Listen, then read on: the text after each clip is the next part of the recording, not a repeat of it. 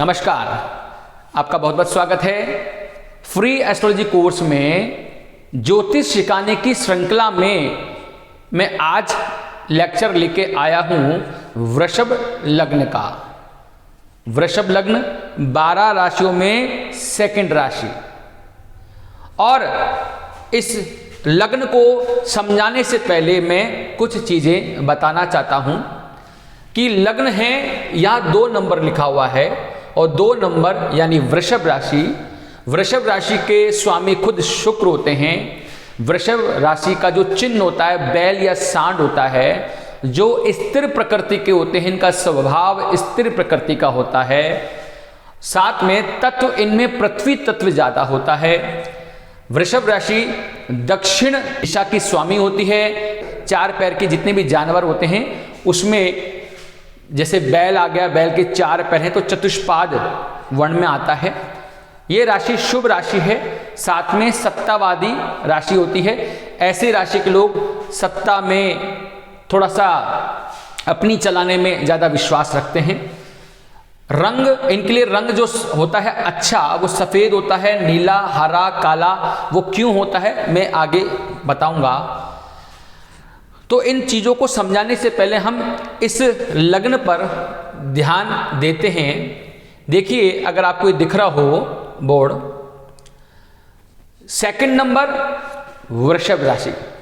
वृषभ राशि के ऑनर कौन? शुक्र। शुक्र ने अपने मित्रों को कौन कौन सी जगह दे दी कुंडली में, और अपने शत्रुओं को कौन कौन सी जगह दे दी, देखते हैं। शुक्र की 2 राशियां होती हैं, एक वृषभ होती है और एक तुला होती है। तुला तो पहले स्थान और 6ठे स्थान पर शुक्र का आधिपत्य हो गया।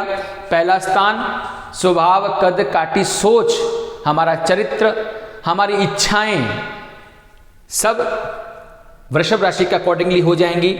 और साथ में एक राशि और आ गई, तुला राशि, जो 6ठे भाव पर आधिपत्य रखती है। 6ठा भाव रोग, ऋण, चिंता, शत्रु, आपके कॉम्पिटिशंस, इस पे आ गया।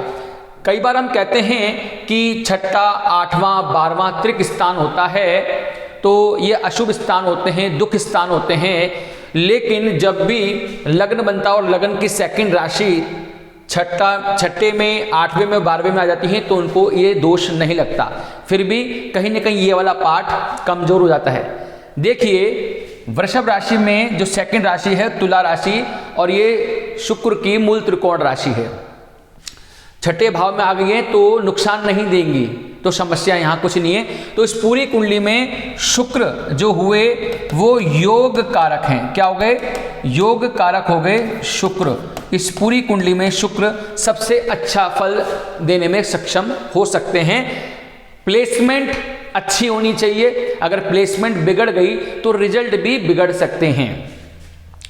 अब आते हैं, शुक्र ने अपने मित्र को, शुक्र के परम मित्र हैं बुध, अपने मित्र को एक सेकंड स्थान जो धन का, वाणी का, चेहरे का, साथ में खान पीन का, धन संचय का, कुटुंब का, परिवार का भाव होता है, ये भाव दे दिया।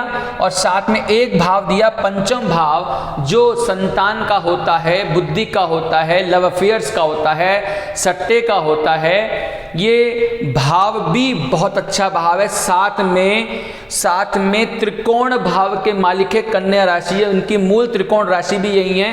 तो बुध भी यहाँ योग कारक हो गए हैं। तो बुध भी यहाँ योग कारक हैं, तो बुध बहुत अच्छा फल देने में सक्षम हो जाएंगे।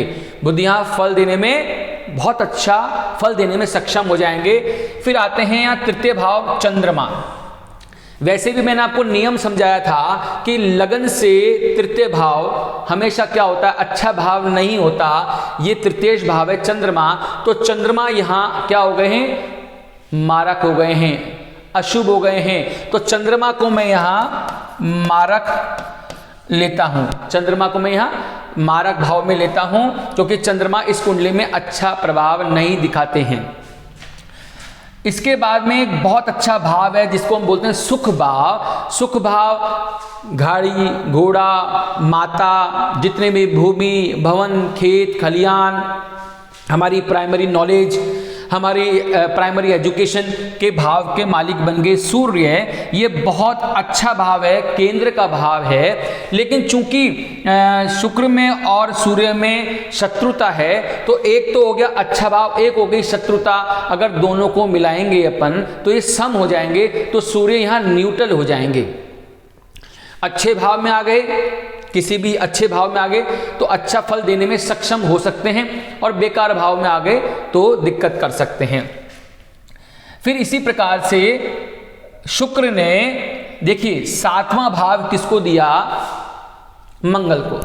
और शुक्र के तो वैसे भी शत्रु हैं, एंटी पार्टी में हैं, शुक्र के 7वें भाव में हैं, अपोजिट में हैं। साथ में अष्टम से अष्टम थ्योरी, अष्टम से द्वादश थ्योरी आपको मैंने बताई थी।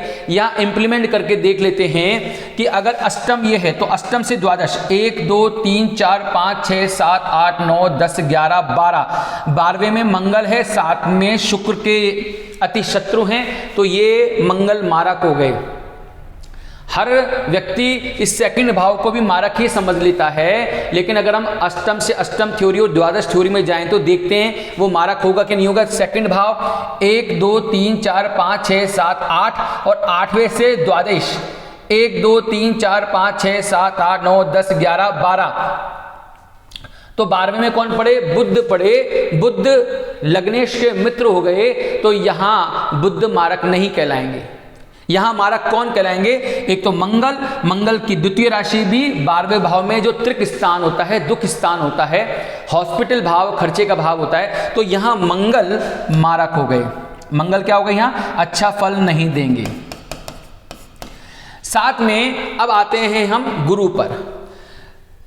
देखिए शुक्र दानवों के गुरु हैं और गुरु देवताओं के गुरु हैं। दोनों गुरु हैं, एक दूसरे का सम्मान करते होंगे, लेकिन दोनों की सोच बिल्कुल विपरीत है। तो यहाँ सोच में शत्रुता, इन दोनों भावों में शत्रुता है। और वैसे भी पूरी कुंडली का सबसे गंदा जो भाव होता है वो अष्टमेश, जो अष्टम भाव होता है, जो मृत्यु का भी होता है, आयु का भी होता है, अनसर्टेन लॉस का भी होता है, तो ये भाव अच्छा नहीं कहलाता। यहाँ पर कौन आ गए? गुरु आ गए। तो शुक्र ने अपने शत्रु को अष्टम भाव दे दिया।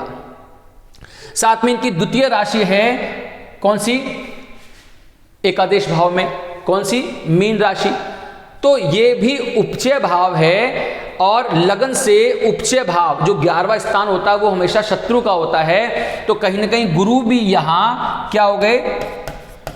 मारक हो जाते हैं। गुरु इस कुंडली में अच्छा प्रभाव देने में सक्षम नहीं होते हैं। प्लेसमेंट देखना पड़ेगा बाद में।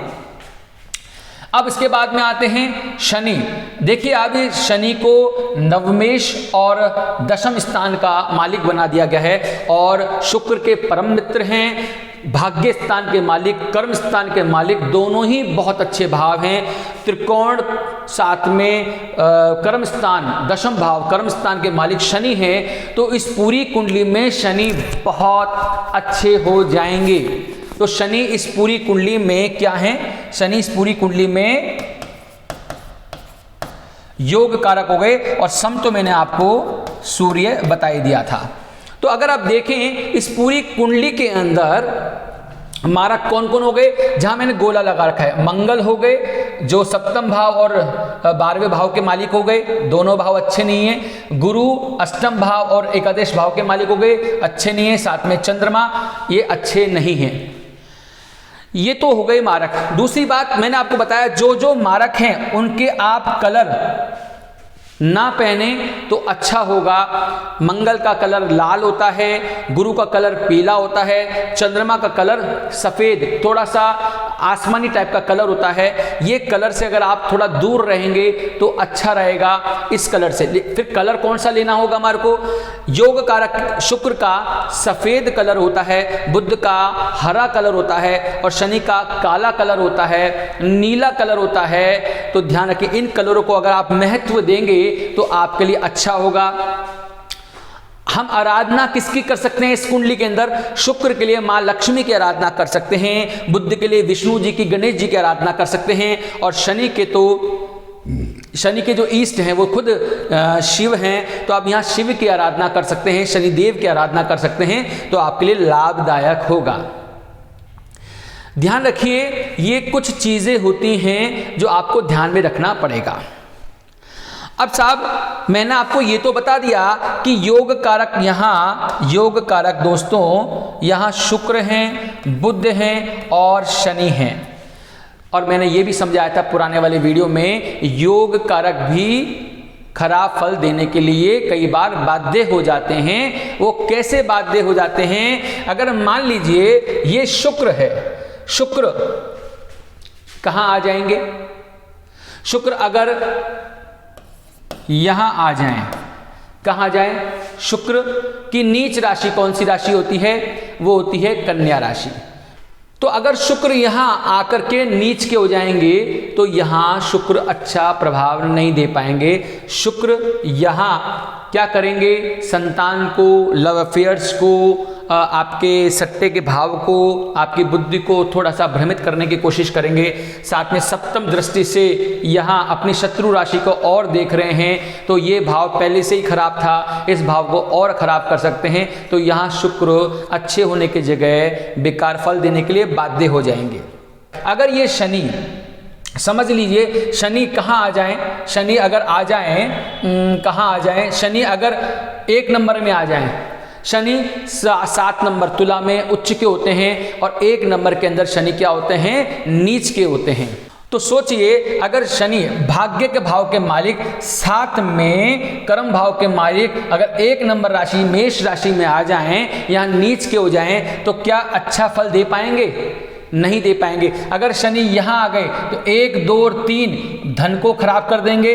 4, 5, 6, 7 रोग, ऋण, कर्जा, मुकदमा से रिलेटेड इशू क्रिएट कर देंगे। आयु बढ़ा सकते हैं लेकिन यहाँ नीच के हो गए, वो भी दिक्कत करेंगे। साथ में 8, 9 और 10 अपने खुद कहाँ देखेंगे? अपने घर को देखेंगे, नीच की दृष्टि से देखेंगे, कहीं नहीं कहीं इशू क्रिएट हो सकते हैं।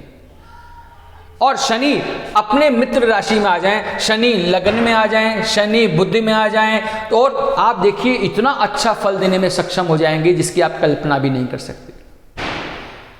आप देखिए कोई भी जब दशा, अंतरदशा, प्रत्यंतर दशा, सूक्ष्म दशा, प्राण दशा चलती हैं, मान लीजिए अगर शनि की महादशा चल रही है, शुक्र आपका लगन है, शनि की महादशा चल रही है, तो शनि बहुत अच्छा फल देने लायक हो जाएंगे अगर उनकी प्लेसमेंट अच्छी है। लेकिन अगर उनकी प्लेसमेंट अच्छी नहीं है तो वो अच्छा फल नहीं दे पाएंगे, इसके विपरीत उल्टा फल दे देंगे। तो अगर आप देखें, ये अमूमन एक एवरेज स्टडी बता रहा हूं कि किस तरह से हम अपनी कुंडलियों को देखते हैं। वृषभ लगन की कुंडली में मारक तो हो गए चंद्र, मंगल, गुरु, साथ में योग कारक शुक्र, बुध, शनि, सम हो गए सूर्य। शुक्र का वर्ण वैश्य होता है, ये राशि रात में बली होती है। हीरा, पन्ना, नीलम इनके रत्न होते हैं, योग कारक के रत्न होते हैं। आराधना आप लक्ष्मी माँ की कर सकते हैं, विष्णु की कर सकते हैं, शिव की कर सकते हैं।